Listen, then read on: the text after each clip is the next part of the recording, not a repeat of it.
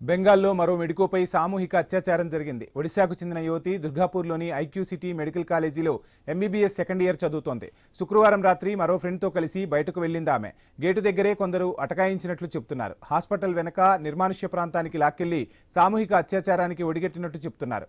Medico యువతితో తోడుగా వెళ్లిన ఆ ఫ్రెండ్ ఎవరు, అతనికి నిందితులకు ఏమైనా సంబంధం ఉందా అనేది ఇప్పుడు చర్చనీయాంశంగా మారింది. సామూహిక అత్యాచారం తర్వాత అతను కనిపించకుండా వెళ్లిపోయాడనే ప్రచారం జరుగుతోంది. ఈ నేరం వెనుక అతని పాత్ర కూడా ఉండవచ్చని బాధితురాలి తండ్రి ఆరోపిస్తున్నారు. తప్పుడు మాటలు చెప్పి తమ అమ్మాయిని బయటకు తీసుకెళ్లాడని ఆమె తండ్రి పోలీసులకు ఇచ్చిన ఫిర్యాదులో తెలిపారు.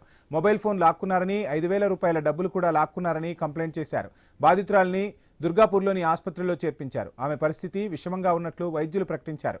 తాము విచారణ షురూ చేశామని పోలీసు అధికారులు చెబుతున్నారు. ఆమెను బయటకు తీసుకెళ్లిన ఫ్రెండ్తో పాటు పలువురిని ప్రశ్నించామని తెలిపారు. అతని స్టేట్మెంట్ కూడా రికార్డు చేశామన్నారు పోలీసులు. బాధితురాలికి చికిత్స అందుతుందని బెంగాల్ మంత్రి శశి పాంజా ప్రకటించారు. సైకలాజికల్ కౌన్సిలింగ్ కూడా ఇస్తామన్నారు. అటు మెడికల్ కాలేజీలో రచ్చరచ్చ జరిగింది. సెక్యూరిటీ ఏం చేస్తుందని తోటి విద్యార్థులు ప్రశ్నించారు. సెక్యూరిటీ అథారిటీని నిలదీశారు. వారి ప్రశ్నలకు ఎవరూ సమాధానం చెప్పలేకపోయారు.